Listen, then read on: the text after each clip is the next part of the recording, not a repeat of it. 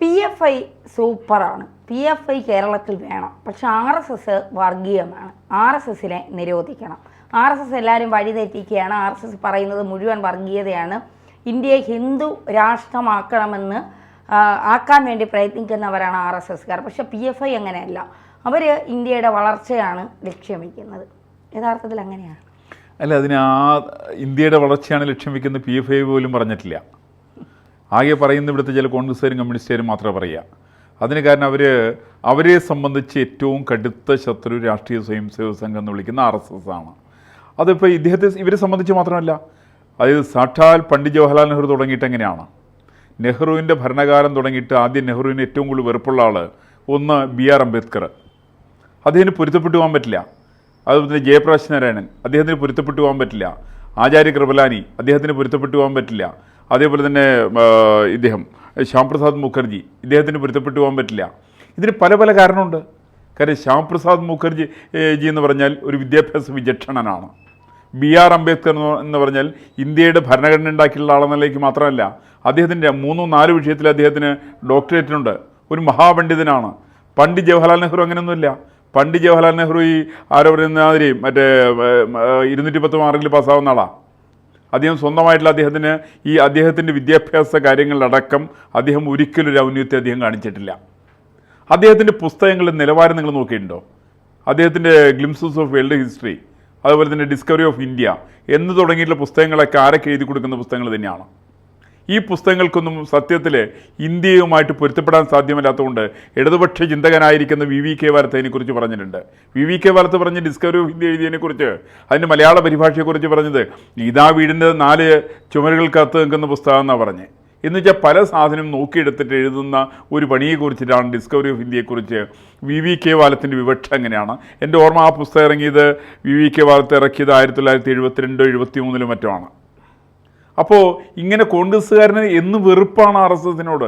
അതിന് വെറുപ്പില്ലാതിരിക്കാൻ കാരണം ഇല്ല. കാരണം വെറുപ്പുണ്ടാവണം സ്വാഭാവികമായിട്ട്. കാരണം നെഹ്റുവിൻ്റെ കാലത്ത് ഒരുപക്ഷെ നെഹ്റു ഗാന്ധി വധം RSSൻ്റെ മേൽ ആരോപിച്ചില്ലായിരുന്നുവെങ്കിൽ നെഹ്റുവിൻ്റെ ജീവിതകാലത്തിന് അദ്ദേഹത്തിന് ഭരണം നഷ്ടപ്പെട്ടേനെയും. അതൊരിക്കലും RSS രാഷ്ട്രീയത്തിൽ ഇടപെടുന്നതിൻ്റെ പേരിലല്ല. RSS ഉദ്ദേശിക്കുന്ന സ്വഭാവ രൂപവൽക്കരണ പ്രക്രിയയെ ഒരിക്കലും ഇദ്ദേഹത്തിന് അംഗീകരിക്കാൻ സാധ്യമല്ല. RSS പറയുന്നത്, സംഘം പറയുന്നത്, നിങ്ങൾ എന്ത് രാഷ്ട്രീയമായിക്കൊള്ളട്ടെ, നിങ്ങൾ ഈ നാടിനെ സ്നേഹിക്കാൻ വേണ്ടി തയ്യാറാവണം. ഇത് പണ്ഡിറ്റ് ജവഹർലാൽ നെഹ്റുവിന് അംഗീകരിക്കാൻ സാധ്യമല്ല. കാരണം അദ്ദേഹം ഒരു വിശ്വപൗരനാണല്ലോ. അദ്ദേഹം ഒരു വിശ്വപൗരനാണ്. അദ്ദേഹത്തിന് അവിടെ ചൈനയിൽ പോയിട്ട് മണ്ടത്തരം കാണിക്കേണ്ടതാണ്.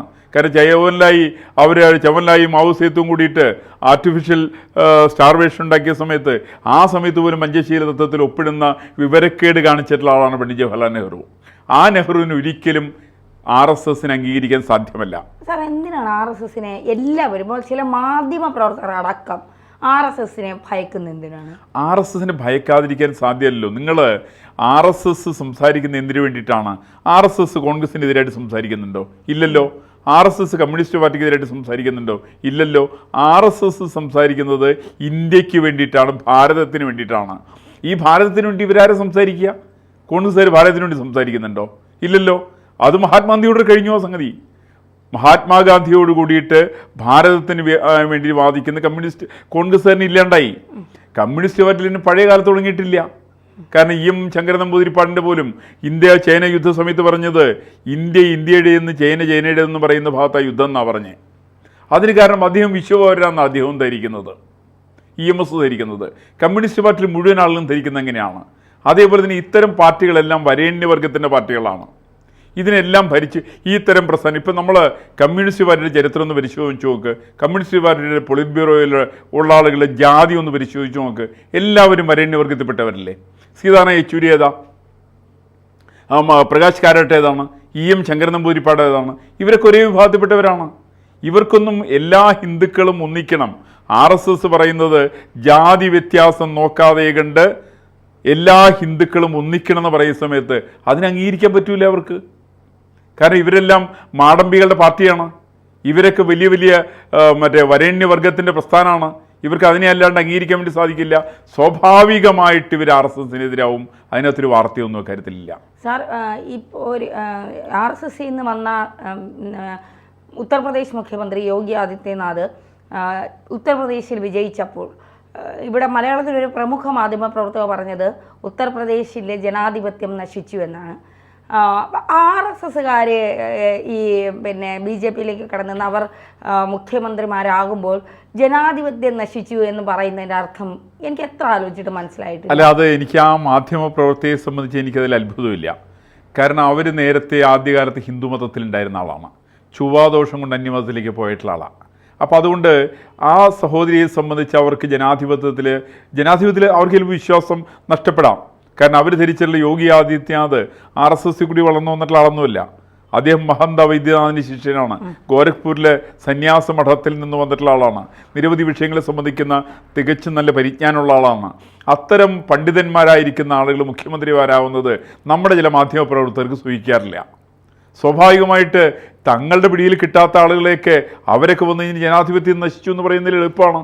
ഇവർക്ക് പിന്നെ ജനാധിപത്യം നശിക്കാതിരിക്കണമെങ്കിൽ ആരാണ് വരേണ്ടത്? ഇവരെന്ന് പറയട്ടെ. ഒമർ അബ്ദുള്ള വന്ന ജനാധിപത്യം ഉണ്ടാവുമോ? പിണറായി വിജയൻ വന്ന ജനാധിപത്യം ഉണ്ടാവുമോ? വേറെ ആര് വന്നാൽ സ്റ്റാലിൻ വന്ന ജനാധിപത്യം ഉണ്ടാവുമോ? ഇവർക്ക് ആര് വന്നാലാണ് ജനാധിപത്യം ഉണ്ടാകുക എന്നുള്ളത് ഇവരാദ്യം പറയേണ്ടതാണ്. ശരിക്കും അതൊരു പക്ഷേ ഇനി അവരുടെ വാക്കാണോ അതോ അവരുടെ പത്രത്തിൻ്റെ വാക്കാണോ എനിക്കറിയില്ല. ഒരുപക്ഷെ അവരുടെ മാധ്യമത്തിൻ്റെ വാക്കാകാം.